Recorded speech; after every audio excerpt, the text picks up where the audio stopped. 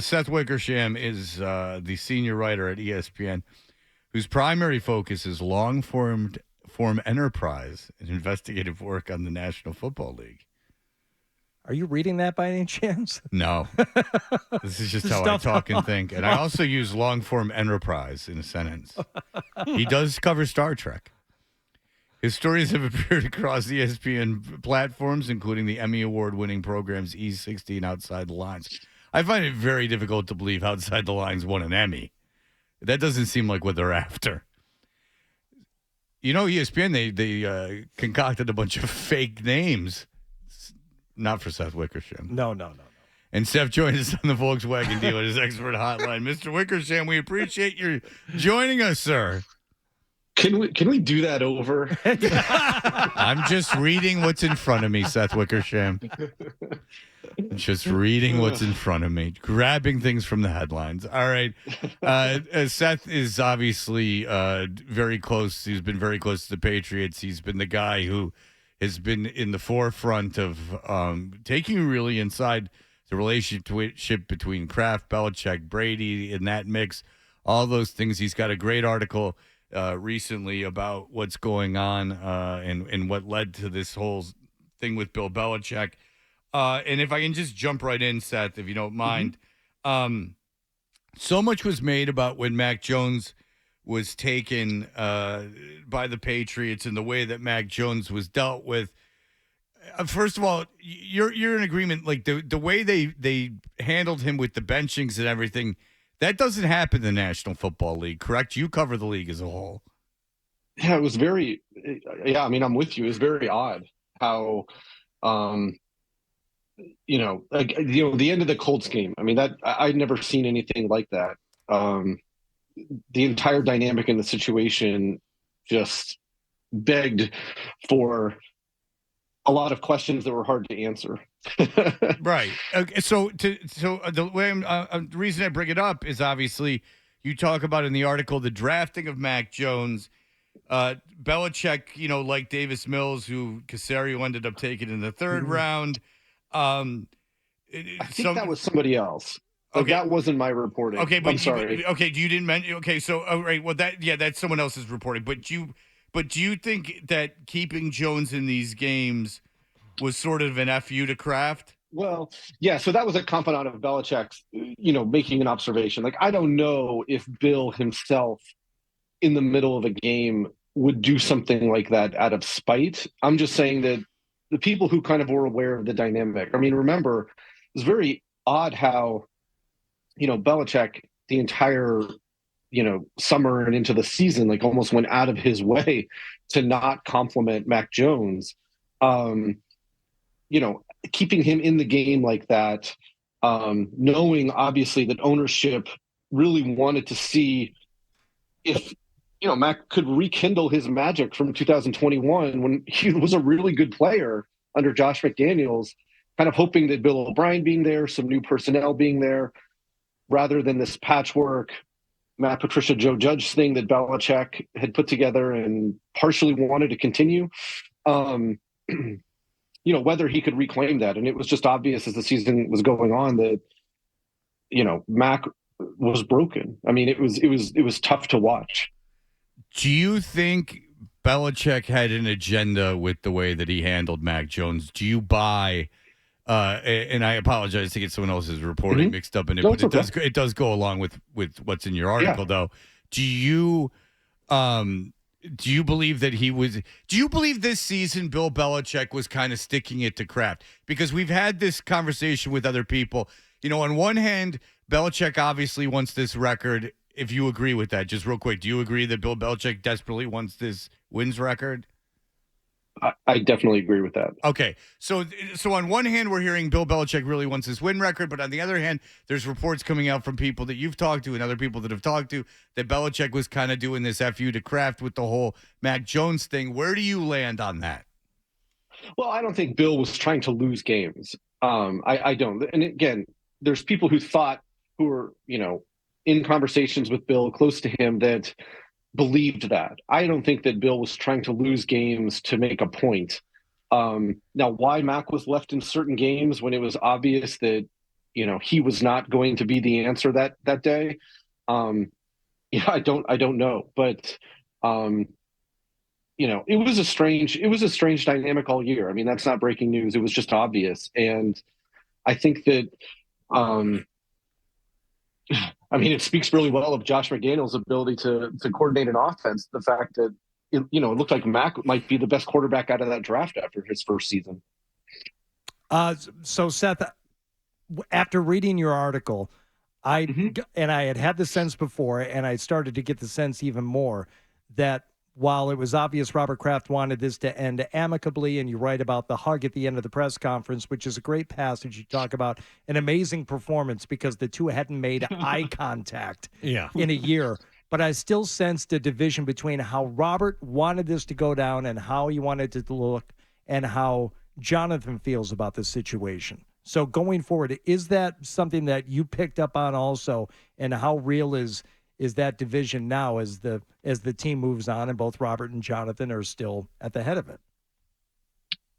Well, I think that it was a sad year in a lot of ways, I think, not only because of the way the Patriots played and how inept they were on offense, but because it just seemed like that Brady hovered all of it. And that's why, we wrote a lot about Brady in the story, because, and how Kraft felt after Brady left, and, trying to take readers inside his visit back to New England against the Eagles this year, and trying to make amends for that awkward departure. I think that, those big decisions hover over it all. And the moment that Brady won the Super Bowl, it was like the two remaining principals in New England were not fighting for credit anymore. They were fighting to not be blamed for what happened. And what made this season, I thought, sad in a lot of ways was just that it really, obviously Robert Kraft was very quiet during the season. I think the only time he spoke publicly was at the College Game Day. But word got out how he felt.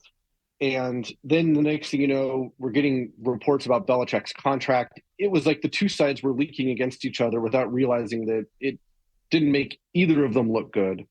And, again, I wanted to try to take readers as close as I could to that deteriorating relationship. The relationship with Jonathan Kraft and Bill Belichick, which I don't think was ever strong. Obviously, Jonathan's very protective over his dad's life and legacy.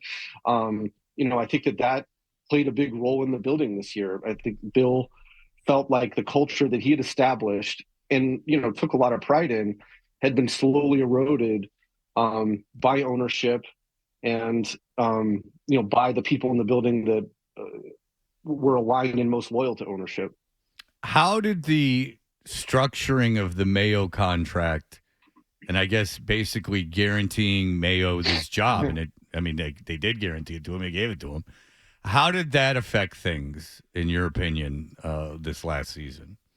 Well, so Belichick and ownership have had, managerial struggles over the years or whatever it might be. But when it comes to the staff, Bill is the authority. That's the way it's always been. I mean, even when Josh McDaniels was the favored son and, everyone knew that the owner liked him, Josh and Belichick's relationship was always the same. Bill was the head coach. Remember, he grew up around Navy. I mean, he wants the chain of command. And this year it was like they had three head coaches. You had Bill O'Brien, who was kind of empowered to try to fix the offense, right? And he wanted a lot of autonomy to do that. He wasn't a problem in the building, but he just made it known that, it was his job to fix the offense. You had Gerard Mayo, who obviously, knew that, Kraft had said publicly that he was the heir apparent, which, by the way, every time I read that, I think about the Sopranos clip where Christopher says the heir apparent. I can't help but not laugh. Well, he was a heroin addict. You got to give him that. But and his authority was subtly undermined by that dynamic. And I think that that's one of the reasons why, towards the end, I think that Bill wanted to stay in New England most of the season. Even as those reports were coming out and even as ownership was kind of letting his job status twist in the wind, obviously Tom Curran reported, in November that they had made a decision to move on from him. Even as those things were happening, I think that Bill wanted to stay in the building, wanted to remain with the Patriots until December, when I think that he just realized that it was over. And, a lot of the things that has just, that have made the Patriots special over the years, the fact that the personnel department and the coaching department were all kind of intertwined and aligned to prevent the type of backstabbing and infighting that happens on other teams, that broke a little bit this year. And I think that, even when at the end of previous seasons, Belichick is constantly calling assistants into his office, trying to plan for the offseason, giving them projects to do, giving them studies to execute for the draft or free agency or for a particular position. Like, he didn't do that this year. And in late December, he was kind of alone in his office a little bit more. And, the frustration from the season just built. And, Bill O'Brien, who I think that, got along well with Bill Belichick this year, in one staff meeting towards the end of the season, they were having a disagreement about running plays. I think that Belichick felt like that the Patriots ran the ball better actually under Patricia than they did this past year. And, O'Brien got upset, kind of stormed out of the meeting.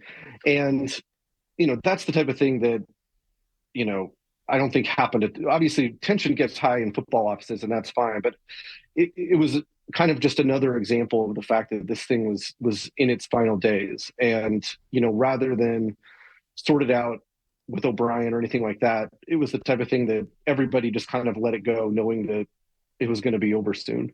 Seth, based on your reporting, how much do you think Bill Belichick is aware of his shortcomings as a GM and as a head coach? Because it looks like he just was going to carry out business as usual until someone told him not to, which has been the case.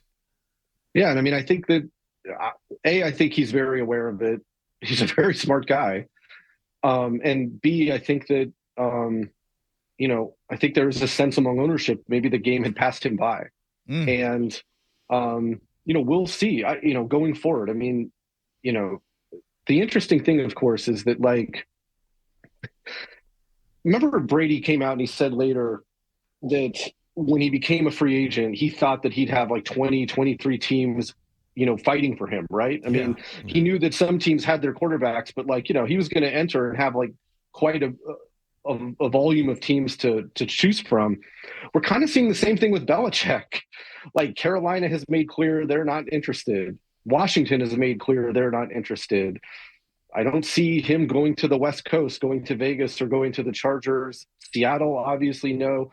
It might be the same type of situation where, as driven as Belichick is to keep coaching, he doesn't have, like, with a resume that no head coach in history has ever had to be a free agent, he doesn't quite have the volume of teams vying for him that maybe we'd expect in previous years. And you have to, like, look at his record as a GM for a long time, and it's not pretty.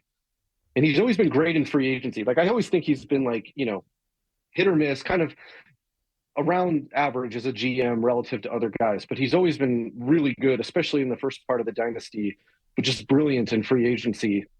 You have to think that those personnel decisions and the fact that when you bring in someone like Bill Belichick, you are handing football operations to him.